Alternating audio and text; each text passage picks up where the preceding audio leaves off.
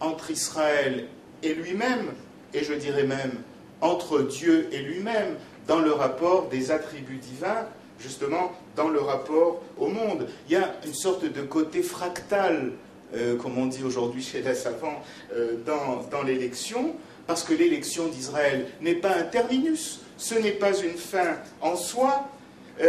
On pourrait illustrer ça à travers un processus tout à fait étonnant. Si Israël est retiré de l'humanité, il faudra retirer en lui la tribu lévitique de l'ensemble des tribus, mais de la tribu lévitique, il faudra retirer les prêtres, la famille des Kohanim, et des prêtres, il faudra retirer le grand prêtre, justement, qui accède justement au Saint des Saints. Et donc, il y a là l'exemple même que l'élection n'est pas une fin en soi.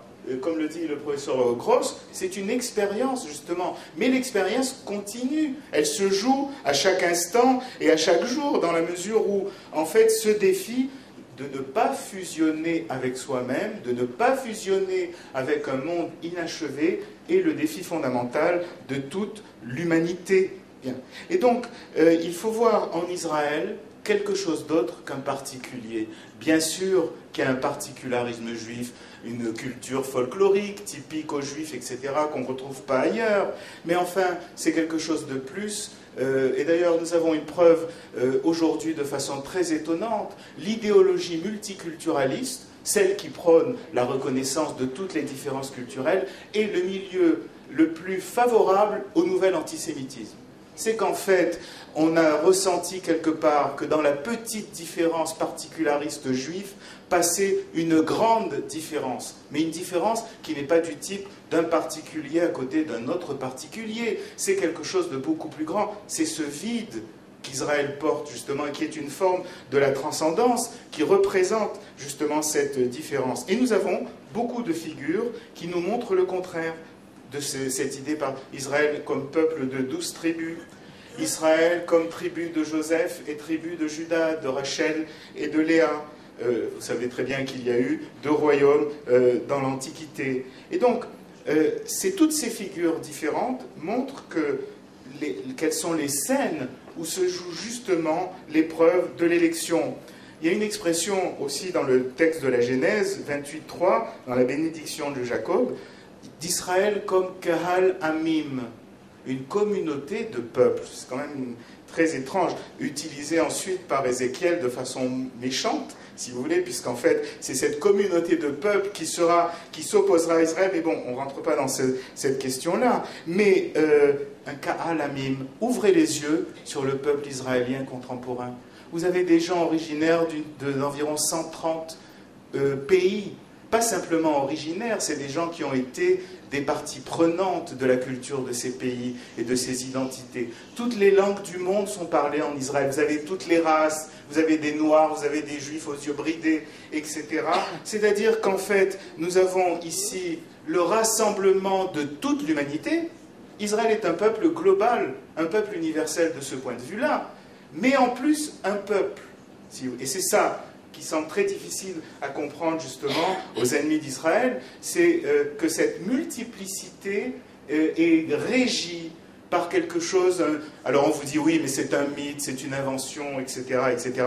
Mais n'empêche, les mythes ont la vie dure et ils font la vie des peuples. Que ce soit un mythe ou pas un mythe, si ces juifs-là se sont rassemblés de l'univers entier, c'est bien parce qu'ils portent en eux ce sens dont notre ami a parlé, à savoir l'idée qu'il y a un peuple juif et que ce peuple est rassemblé de l'ensemble de la terre.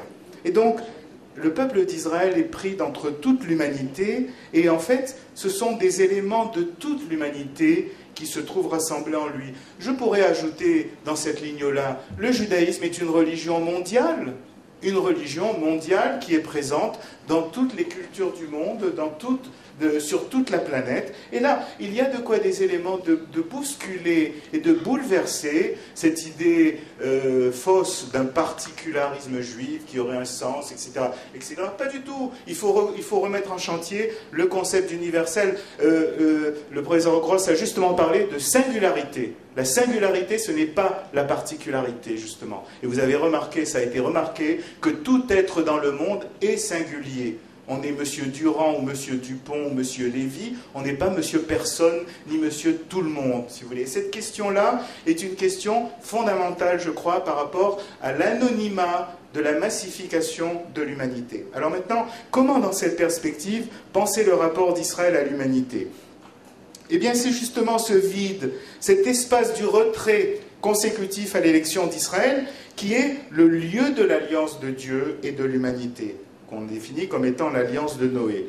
En fait, le retranchement d'Israël, son élection, assure le salut à l'humanité. Comment? En la décellant de sa massivité, en lui ouvrant un horizon. Le fait de lui ouvrir un horizon, ça s'exprime immédiatement par la marche d'Abraham, la marche du peuple. Tous les personnages bibliques marchent, si vous voulez, justement, parce qu'en fait, on décèle quelque chose qui est massif, et on l'ouvre vers un horizon possible. C'est justement le début de l'histoire. Cet horizon, il est capable de toutes les potentialités, le mal comme le bien, etc. C'est effectivement une épreuve qui se joue à ce niveau-là. Mais tout comme Israël doit faire alliance avec Dieu, l'humanité, qui est l'autre partenaire de cette alliance de la création, doit aussi faire alliance, et c'est l'alliance de Noé. Donc en fait, l'alliance vise à confirmer la présence du second être, qui est le projet de la création encore inachevé, justement. Et toutes les alliances bibliques visent justement à préparer ce chemin et cette procédure. Il n'est pas étonnant que l'alliance de Noé et les lois de Noé dans le texte talmudique se fondent textuellement sur un verset du récit de la Genèse qui concerne le règlement du jardin d'Éden concernant l'arbre double, l'arbre de la vie et l'arbre de la connaissance du bien et du mal. L'enjeu de l'alliance, c'est en effet de maintenir la séparation entre ces deux arbres qui pourraient fusionner en ces deux moments de l'être, le masculin et les féminins, l'Israël et les nations, etc. C'est justement la notion stupidement traduite par la côte d'Adam, du côté, il y a un autre côté de l'être. Et c'est ça qui est le paradoxe, si vous voulez, de la conception hébraïque, c'est que cette unité est productrice d'un être supplémentaire sans attenter à son unité elle-même. Et donc, cette séparation est le fondement de toute existence dans l'être et face au Créateur qui se retire.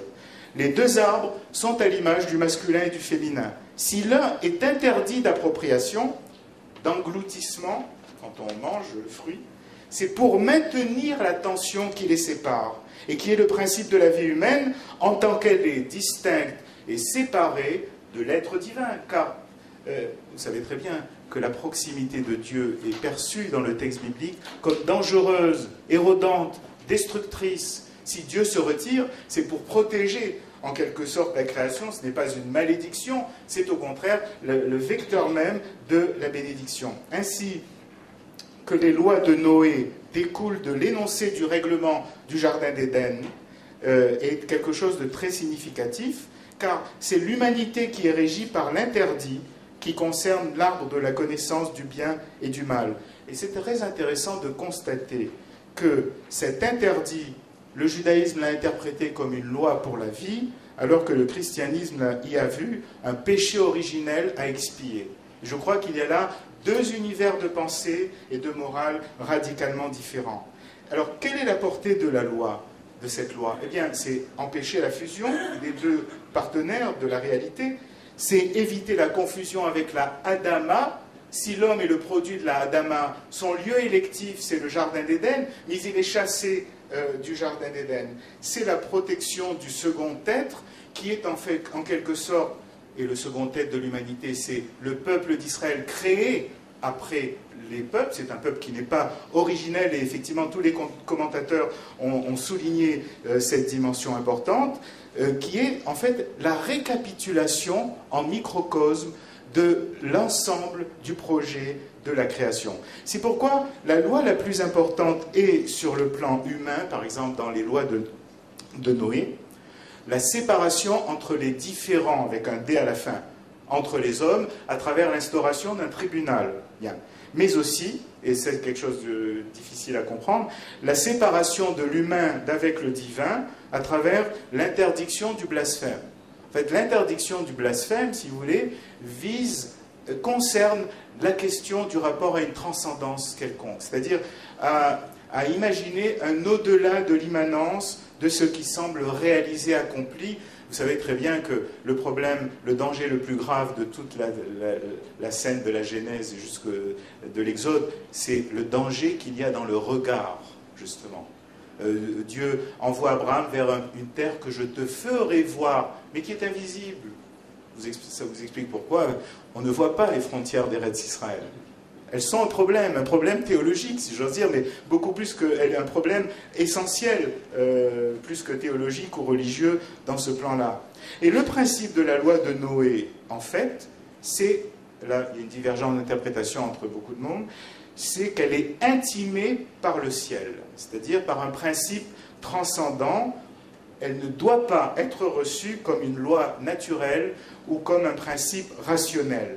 La transcendance, en effet, quelle est la fonction de la transcendance? Il n'y a pas de magie, il n'y a pas de mystique. La transcendance casse l'illusion de plénitude que nous pouvons avoir comme maître du monde. L'impression de satisfaction d'être rempli. Il n'y a rien de plus terrible d'être rempli dans la morale juive et dans la méthode existentielle. Il faut toujours laisser un coin inachevé, si vous voulez, ou quelque chose qui n'est pas rempli ou totalement satisfait, parce qu'on est dans un monde qui est encore inachevé. Se remplir dans un monde inachevé, c'est courir le risque d'y disparaître, d'y sombrer corps et biens. Et donc, il y a là toute une science de la vie qui est très spéciale, toute une psychologie qu'il faut comprendre à ce niveau-là. L'accomplissement est encore impossible dans ce monde-ci. Et si vous voulez, alors c'est une rigueur, c'est une exigence dans la façon d'être, de récuser l'idée qu'il puisse y avoir un accomplissement total. Parce que pourquoi? Le second être doit toujours avoir un lieu où apparaître, un makom où surgir, l'akoum. Et en quelque sorte, la transcendance, quelle qu'elle soit, limite l'immanence. C'est-à-dire qu'il y a dans la transcendance un principe, une limite qui constitue l'être humain.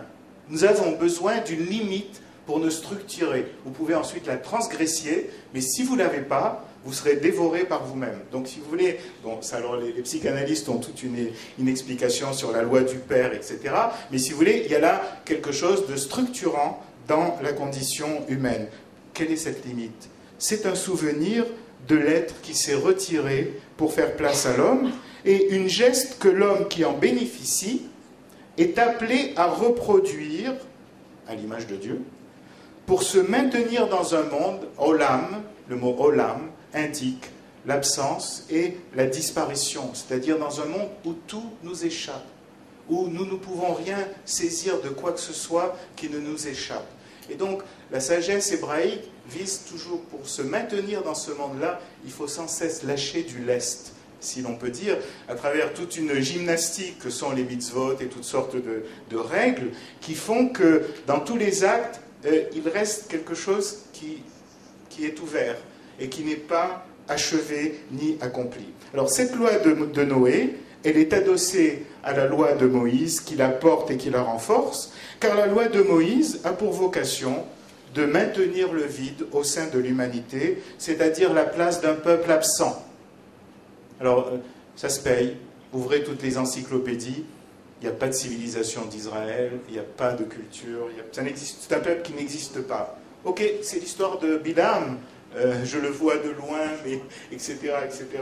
Et donc, en fait, afin que cette absence, elle doit témoigner justement du principe de vie, c'est-à-dire du souvenir du Jardin d'Éden, d'où l'homme a été chassé, et ce souvenir, justement, le protège de retomber dans la Adama, d'où il a été tiré. C'est là le problème de la fusion.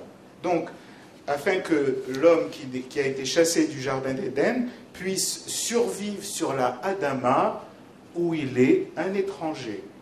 C'est le lieu d'où il est né, mais où il est un étranger, effectivement, même si nous sommes poussière et retournons à la poussière, il y a en nous un élément qui ne relève pas de la poussière, si vous voulez. Et donc, par conséquent, par cet élément-là, nous n'appartenons pas totalement à la Hadama, et nous y sommes comme des étrangers, mais c'est là où nous devons être, et c'est le lieu dans lequel nous devenons, mais en nous ressourçant sans cesse à la vie qui émane du Jardin d'Éden.